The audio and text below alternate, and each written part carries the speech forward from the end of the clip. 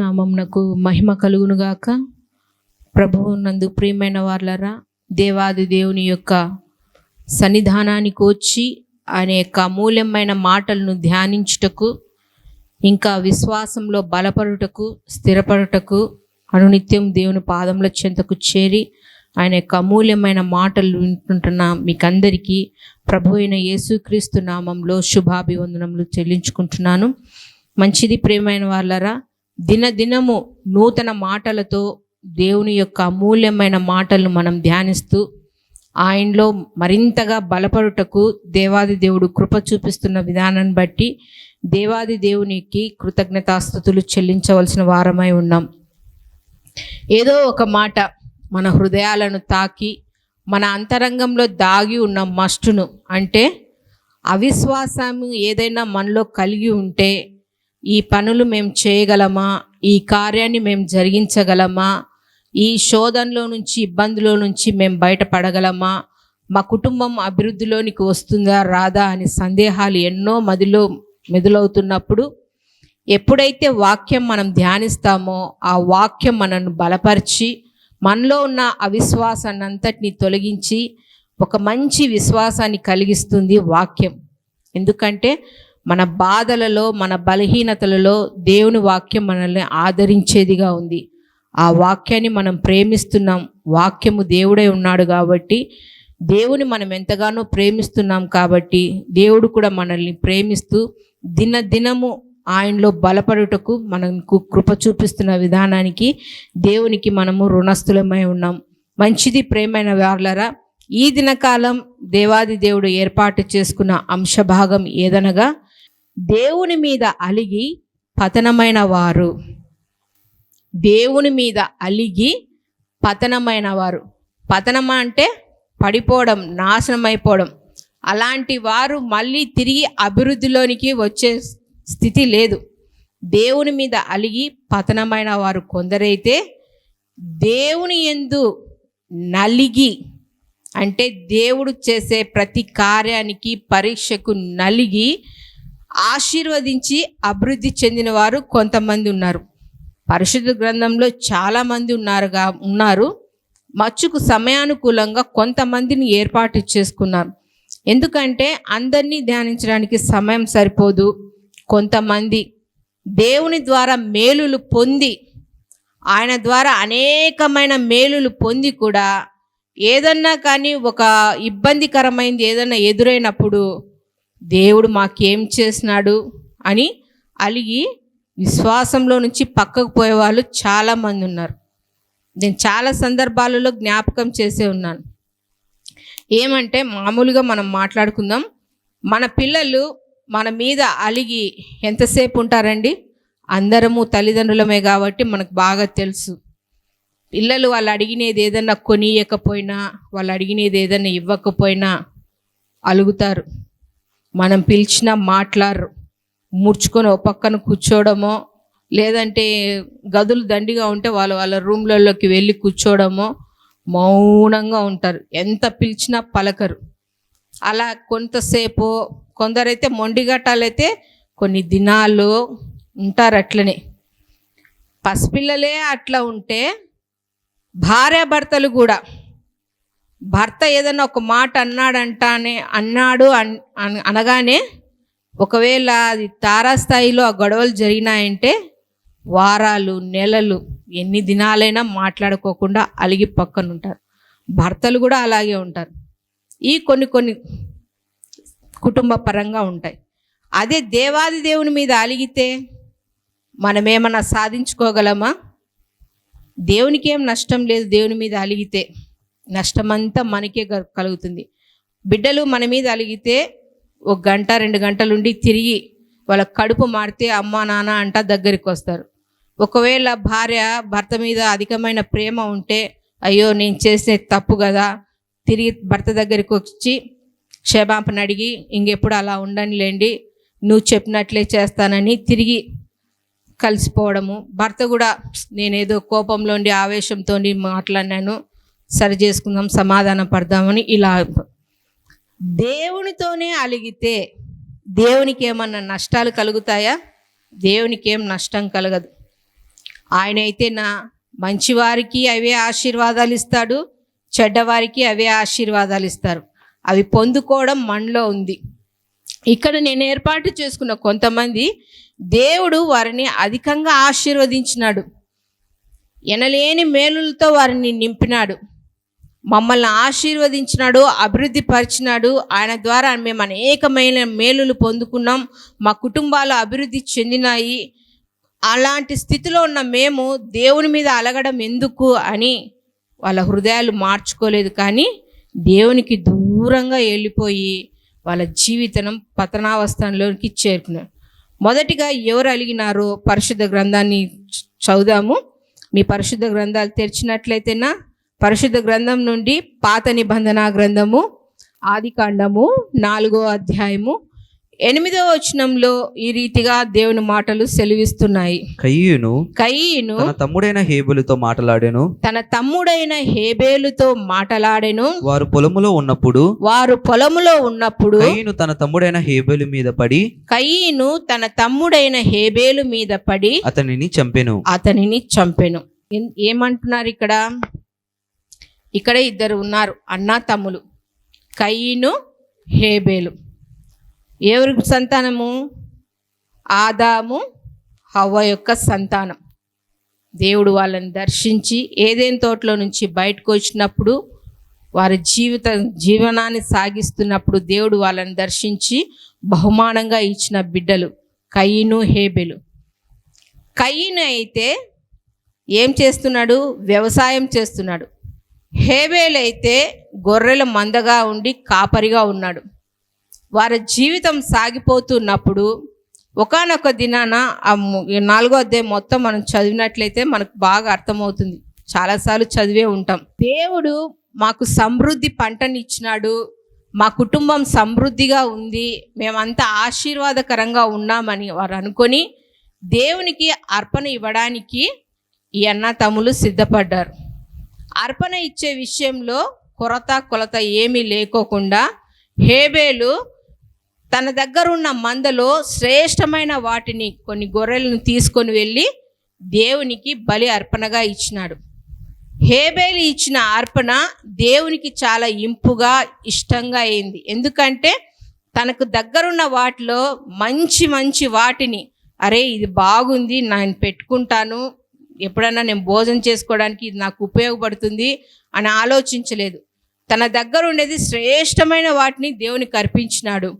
అలాగే కయీను కూడా తనకు సమృద్ధి అయిన పంట పండింది, కొరత లేదు, ఎక్కడ తెగులు లేదు, ధాన్యమేం తక్కువ కాలేదు, దేవుడు సమృద్ధిగా ఆశీర్వదించినాడు కాబట్టి తను కూడా శ్రేష్టమైన కానుకను దేవునికి సమర్పించాల్సింది పోయి తను ఇచ్చే కానుకలలో కొంత పక్కన మిగిల్చుకొని దేవునికి కొంచెంగా ఇచ్చినాడు. ఈ 2 తేడాలు దేవుడు గమనించినప్పుడు దేవుడు హేబేలు యొక్క అర్పణ యందు లక్ష్యం ఉంచి సంతోషించినప్పుడు కయీను మొహము ముడుచకపోయింది.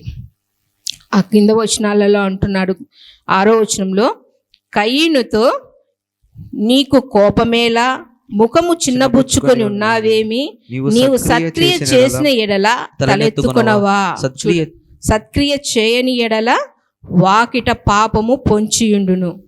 ఎప్పుడైతే మన దగ్గర శ్రేష్టమైనవి కలిగి ఉన్నామో, దేవుడు సమృద్ధిగా మన కుటుంబాన్ని ఆశీర్వదించినాడో, శ్రేష్టమైన ఈవిని దేవునికి మనం అనుగ్రహిస్తే, ఆయన సన్నిధానంలో సమర్పిస్తే, ఆయన మన కుటుంబాలను ఎంతగానో అభివృద్ధి పరిచేవాడుగా ఉన్నాడు. కయీను కూడా దేవుడు బహుఘనంగా ఆశీర్వదించినాడు, కానీ తన మనసు వంకర, మంచి క్రియలు లేవు. నేను కష్టపడ్డాను కదా, నేను కష్టపడ్డాను, నీరు కట్టాను, తోటను అభివృద్ధి చేసుకున్నాను, ఎలాంటి కలుపు గిలుపు లేకోకుండా చేసినాను, మంచి ధాన్యాన్ని పండించుకున్నాను, ఇదంతా నా కష్టార్జితమే, నేనే కదా అనుభవించాలి, దేవునికి కొంతిస్తే చాలే అని తన అసూయ బుద్ధిని చూపించేలోగా దేవుడు అంటున్నాడు, నువ్వు ముఖం ఎందుకు చిన్నబుచ్చుకున్నావు? ఈ పగ తమ్ముని మీదకి వచ్చి తమ్ముణ్ణి చంపే స్థితికి 9వ వచనంలో అక్కడ చదువుతూ వస్తే అంటారు, పొలంలోనికి తీసుకొని పోయి తమ్ముని మీద పడి అతన్ని చంపెను. చూడండి, ఇక్కడ ఏం అర్థం చేసుకోవాలంటేనా, దేవుడు బహుగా ఆశీర్వదించినప్పుడు నీ నీ ఆశీర్వాదము, దేవా నువ్వు నన్ను ఎంతగానో ఆశీర్వదించినావు కాబట్టి నీకు నిండు మనసుతో నీకు కృతజ్ఞతాస్తుతులు చెల్లించుకుంటున్నానని దేవుని సన్నిధానంలో అర్పించుకోకుండా కొరతగా ఇచ్చినప్పుడు ముఖము చిన్నబుచ్చుకున్నాడంటే దేవుని మీద అలిగి ఉన్నాడు. ఎందుకంటే నా తమ్ముని ఎక్కువ ఆశీర్వదించినాడే. దేవుడు పక్షపాతి కాదు, ఇద్దరిని సమానంగా ఆశీర్వదించినప్పుడు అది గ్రహించలేని కయీను ఏమంటున్నాడు, తన తమ్ముని చంపి దూరంగా వెళ్తున్నప్పుడు 9వ వచనంలో అంటున్నాడు, దేవుడు ఏమంటున్నాడు, యెహోవా నీ తమ్ముడైన హేబేలు ఎక్కడున్నాడని కయీను అడగగా అతడు నేనెరుగను, నా తమ్మునికి నేను కావలివాడనా అనేను. దేవుడు అడుగుతున్నాడు. దేవునికి సమస్తం తెలుసు, హృదయ రహస్యాలు ఎరిగిన దేవుడు. ఎవరెవరి అంతరంగంలో ఏమేమి ఉన్నాయో ఇక్కడ కూర్చున్న మనకు తెలియదు, కానీ సర్వం మెరిగిన సర్వాధికారి అయిన దేవుడికి అన్నీ తెలుసు కాబట్టి అడుగుతున్నాడు.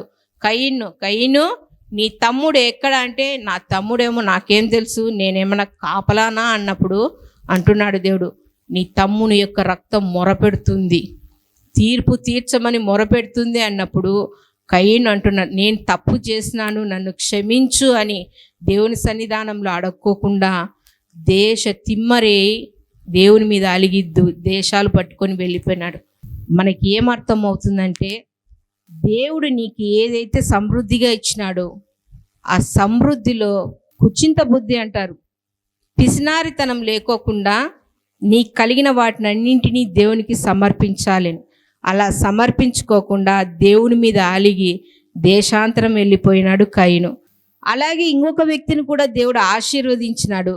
ఆ ఆశీర్వాదాన్ని నిలుపుకోలేక దేవునికి దూరమయ్యి తన జీవితాన్ని వ్యర్థపరుచుకున్న వ్యక్తి ఇంకొక వ్యక్తి ఉన్నారు. ఎవరంటే సమూయేలు మొదటి గ్రంథము 15వ అధ్యాయము 22వ వచనంలో ఈ రీతిగా ఉంది. 15వ అధ్యాయము 22వ వచనంలో, అందుకు సమూయేలు తాను సెలవిచ్చిన ఆజ్ఞను ఒకడు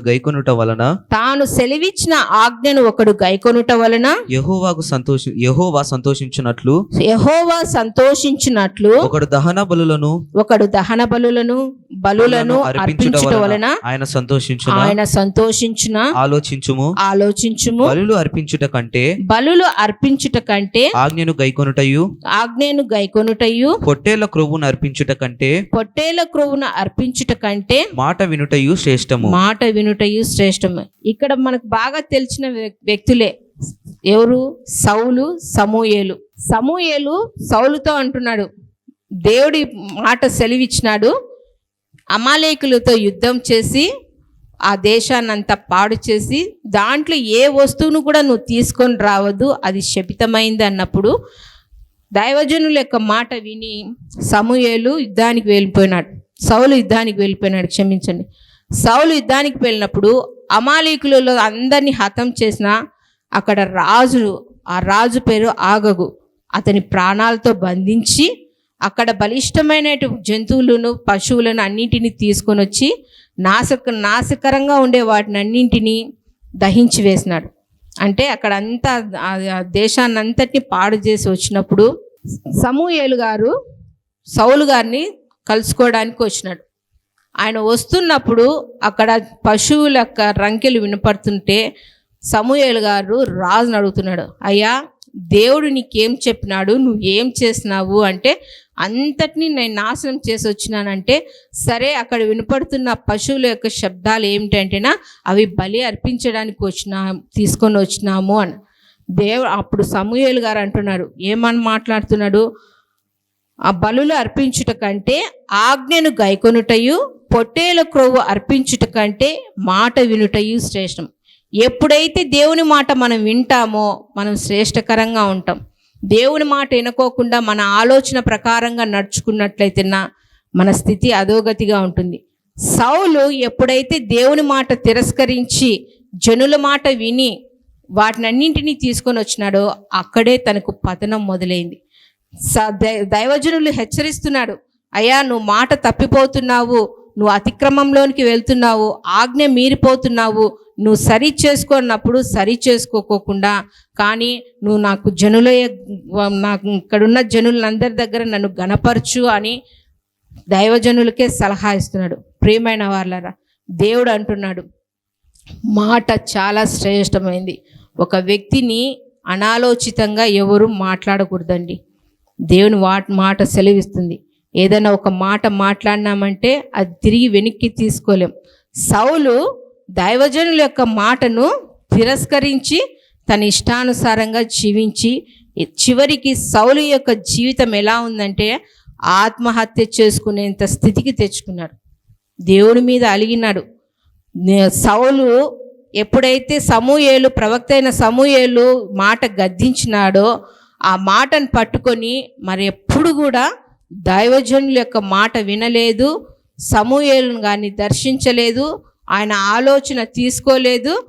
తను యుద్ధానికి వెళ్ళాలంటే వేరే వారిని అక్కడ కింద వచనాలలోనే ఉన్నాయి, చిల్లంగి వారిని దర్శించి నేను యుద్ధానికి పోతే గెలుస్తానా లేదా అని దైవజనుల యొక్క ఆలోచన లేకోకుండా వెళ్ళి ఫిలిస్తీన్ల చేతిలో మరణమైనాడు. మాట చాలా శ్రేష్టం. బలులు అర్పించుట కంటే, పొట్టేల యొక్క క్రొవ్వు అర్పించుట కంటే మాట చాలా శ్రేష్టం అంటున్నాడు. దేవుని మాటలు వింటున్న ప్రియమైన వాళ్ళరా, మీరు శ్రేష్టకరమైన జీవితం జీవించాలా, దేవుని వాక్యానుసారంగా మేము నడుచుకోవాలా అంటే దేవుని మీద అలగకోకుండా సనగుకోకుండా మాకు ఏ మేలు చేయలేదే, మేము ఇంత ప్రార్థన జీవితం కలిగి ఉన్నామే, దేవునికి ముమ్మారు మేము ప్రార్థన చేస్తున్నామే, మా కుటుంబంలో ఇన్ని శోధనలు వస్తున్నాయి, ఇన్ని సమస్యలు వస్తున్నాయి, ఇన్ని ఇబ్బందులు వస్తున్నాయి, మేము ఇంత ప్రార్థన చేసినా ఇవి తొలగిపోలేదు, ఎందుకు ప్రార్థన చేయాలా అని తొలగిపోయేవారు చాలామంది ఉన్నారు. నేను చాలాసార్లు చెప్పినాను ఒక ఆమె గురించి. క్రమంగా ప్రార్థన జీవితాన్ని కొనసాగించే ఆమె ఒకానొక దినాన ప్రార్థనకు రాకోకుండా అడిగితే ఆమె అంటుంది, ఇంతగా నేను ప్రార్థన చేస్తే నా కుటుంబంలో దేవుడు మేలులు చేయలేదు కాబట్టి నేను దేవుని మీద అలిగినాను, నేను ప్రార్థనకు రాను అని. ఎవరికి నష్టం? నీ కుటుంబం కట్టబడాలి, నీ బిడ్డలు నీ మాట వినాలి, సంఘంలో అయినా సమాజంలో అయినా మర్యాదగా బ్రతకాలి అంటే దేవుని పాదాల చెంతకు రావాలి. ఈ మాటలు వింటున్న ప్రియమైన వాళ్ళరా, ఇంకా దేవుని పైన ఏదన్నా కొరత ఇబ్బందిగా ఉంది, మేము దేవునితో మాట్లాడలేము, నా సమస్యలు తీరిపోలేదని దేవుని మీద నీవు అలిగినట్లయితే ఆ నష్టం నువ్వే భరించుకోవాలి, కానీ దేవుడేం భరించలేడండి. కానీ నువ్వు మొరపెట్టకపోయినా ఆయన కనుదృష్టి మన మీద ఉంది కాబట్టి ఎల్లవేళలా మనల్ని భద్రంగా కాపాడుతూ పోషిస్తూ సంరక్షిస్తున్నాడు కాబట్టి దేవుణ్ణి ఎప్పుడు మనం స్తుతించవలసిన వారమై ఉన్నాం. చివరిగా ఒక వ్యక్తిని చూసి ముగింపులోనికి వద్దాము. దినవృత్తాంతముల గ్రంథము 2వ గ్రంథము 16వ అధ్యాయము 7వ వచనంలో ఈ రీతిగా ఉంది. 16వ అధ్యాయము 7వ వచనము. ఆ కాలమందు దీర్ఘదర్శి అయిన హనాని యూదా రాజైన ఆసా యొద్దకు వచ్చి అతనితో ఇలాగు ప్రకటించెను, నీవు నీ దేవుడైన యెహోవాను నమ్ముకొనక సిరియా రాజును నమ్ముకొంటివే. సిరియా రాజు యొక్క సైన్యము నీ వశము నుండి తప్పించుకొని పోయెను. బహు విస్తారమైన రథములను గుర్రపు రౌతులను గల కూషీయులను లూబీయులను గొప్ప దండై వచ్చిరి గదా, ఆయనను నీవు యెహోవాను నమ్ముకున్నందున ఆయన వారిని నీ చేతికి అప్పగించును. ఇక్కడ ఒక రాజు ఉన్నారండి. ఆ రాజు పేరు ఆసా. మనము 14వ అధ్యాయము 11వ వచనంలో చూసినట్లయితేనా ఆసాకు ఒక సమస్య వచ్చింది. ఆ సమస్య అంటే ఆ ఆసా రాజ్యం మీదకి యుద్ధానికి వచ్చినారు కూషీయుడైన జెరాహు 10 లక్షల మంది సైన్యంతో వస్తున్నాడు. ఆసా దగ్గర 5,80,000 మంది మాత్రమే ఉన్నారు.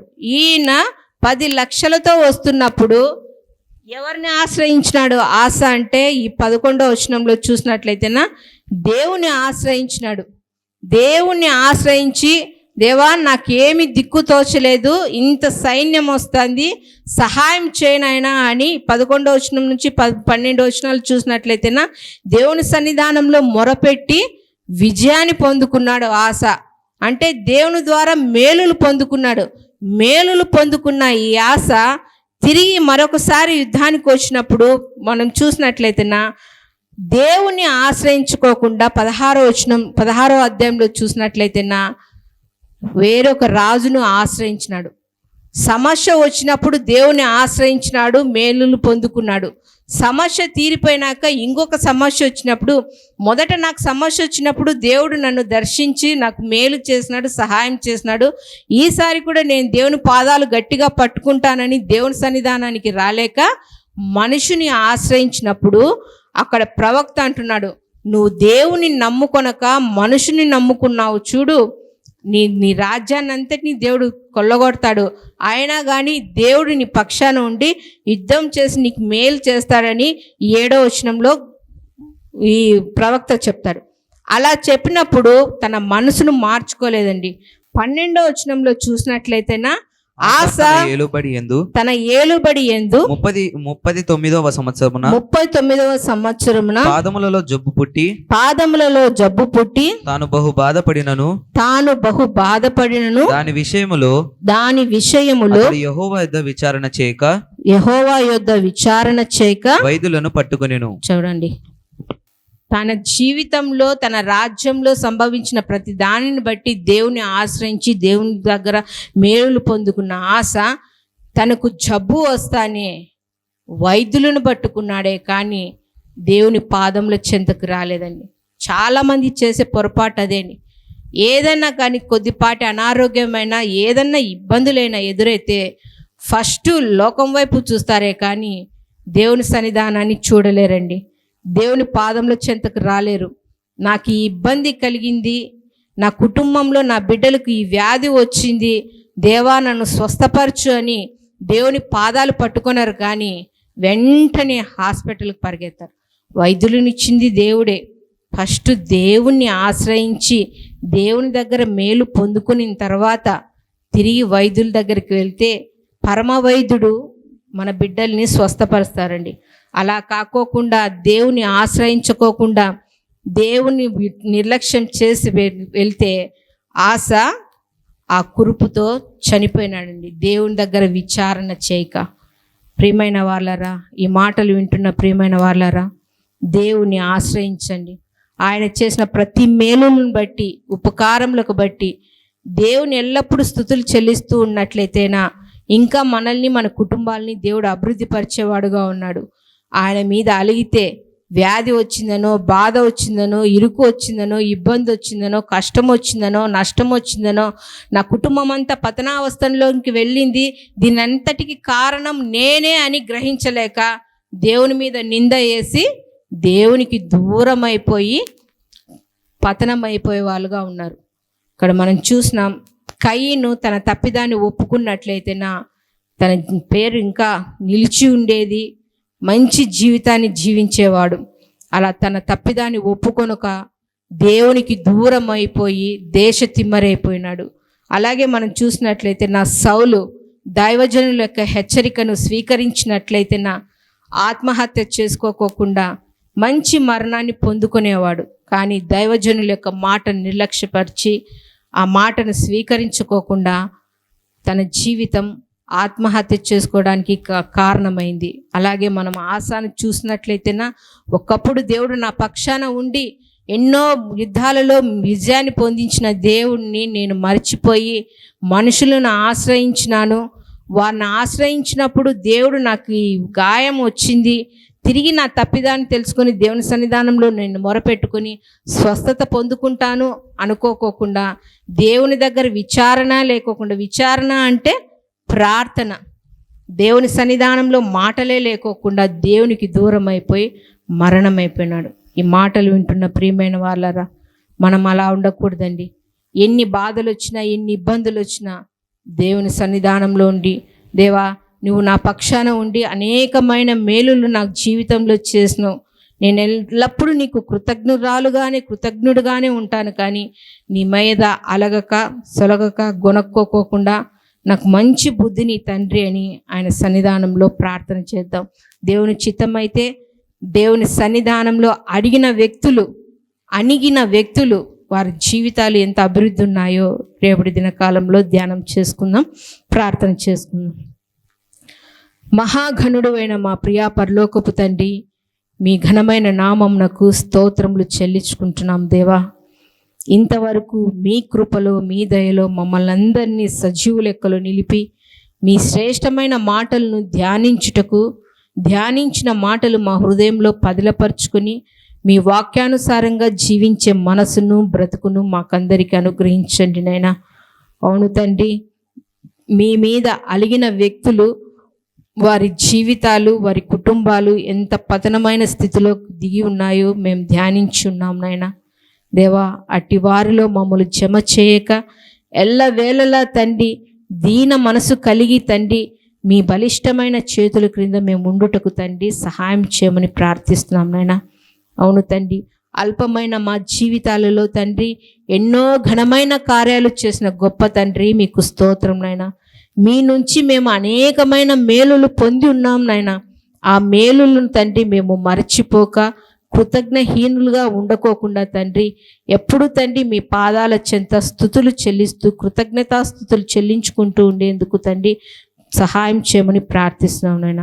చాలామంది తండ్రి మీ మేలులు పొందుకొని, ఎంత మేలులు అంటేనైనా కుటుంబం చిందరాబిందర అయినప్పుడు తండ్రి నీ వాక్యం చేత ఆ కుటుంబాన్ని కట్టబడి, అనారోగ్యం చేత బాధపడుతున్నప్పుడు తండ్రి మీరు ఆ కుటుంబాన్ని దర్శించి స్వస్థత అనుగ్రహించి అనేకమైన మేలులతో తండ్రి వారందరి కుటుంబాలను మీరు కట్టినప్పుడు తండ్రి ఆ మేలులన్నీ మరిచి దేవా మిమ్మల్నే మరిచి లోకంలో తిరుగుతున్న వారు ఎంతోమంది ఉన్నారు నాయన.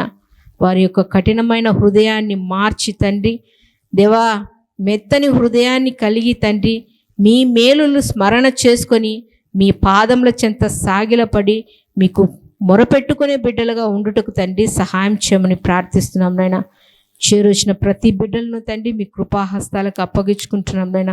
అవును తండ్రి, మా అల్పమైన జీవితాలలో తండ్రి ఎన్నో మేలులు, ఎన్నో ఆశ్చర్యమైన కార్యాలు, ఎన్నో అద్భుతములు తండ్రి ఇది సాధ్యము కాదు అన్న దానిని మీరు సాధ్యపరిచి చూపించిన గొప్ప దేవుడవు తండ్రి. ఆటి మేలులను తండ్రి మేము ఎప్పుడు మర్చిపోక తండ్రి మా హృదయంలో పదిలపరుచుకొని తండ్రి నిండు మనసుతో తండ్రి మీకు ఎల్లప్పుడూ కృతజ్ఞతలు చెల్లించుకునే బిడ్డలుగా ఉండుటకు తండ్రి సహాయం చేయమని ప్రార్థిస్తున్నాం నాయన. ఈ మాటలు వింటున్న ప్రతి బిడ్డలను తండ్రి దేవా మీ వాక్యాన్ని తండ్రి విని విడిచిపెట్టక తండ్రి వారి హృదయంలో పదిలపరుచుకుని మీ వాక్యానుసారంగా జీవించే మనసును, బ్రతుకును తండ్రి మాకు అందరికీ అనుగ్రహించమని వేడుకుంటున్నాం నాయన. నలిగిన వారిని లేవనెత్తండి తండ్రి, కృంగిన వారిని లేవనెత్తండి నాయన, బలహీనులను బలపరచండి నాయన, ధైర్యం చెరిన వారిని ధైర్యపరచండి నాయన. రక్షణ వస్త్రం లేక లోకంలో తిరుగుతున్న వారిని దర్శించి తండ్రి రక్షణ వస్త్రాన్ని తండ్రి మీ బిడ్డలకు అనుగ్రహించండి నాయన. సాతాను యొక్క కబంధ హస్తాలలో చిక్కుకొని పడి చెడిన జీవితంలో జీవిస్తున్న వారిని దర్శించండి నైనా. వారి యొక్క బంధకాలన్నింటినీ తొలగించి తండ్రి నైనా మీ సన్నిధానంలో వాళ్ళు నిలుచుటకు తండ్రి సహాయం చేయమని ప్రార్థిస్తున్నాం తండ్రి. ఇంతవరకు మా జీవితాలలో మీరు చేసిన ప్రతి మేలులకు బట్టి, ఉపకారములకు బట్టి కోటానుకోట్ల స్తుతులు స్తోత్రములు చెల్లించుకుంటూ మమ్ములు మేము తగ్గించుకుంటూ మీ గొప్ప నామమును హెచ్చిస్తూ మాకు రక్షకుడు ప్రాణ విమోచకుడు అయిన నజరేయుడైన యేసుక్రీస్తు నామంలో ప్రార్థించి వేడుకొనుచున్నాము తండ్రి, ఆమేన్. మా చిరునామా దైవజనులు బ్రదర్ ఓ రూబేన్ గారు, క్రీస్తు ప్రార్థనా మందిరం, డోర్ నెంబర్ 1-10-386, నగరిగుట్ట, పులివెందుల, కడప జిల్లా. మీ ప్రార్థనా అవసరాల కొరకై సెల్ నంబర్ 9989067409.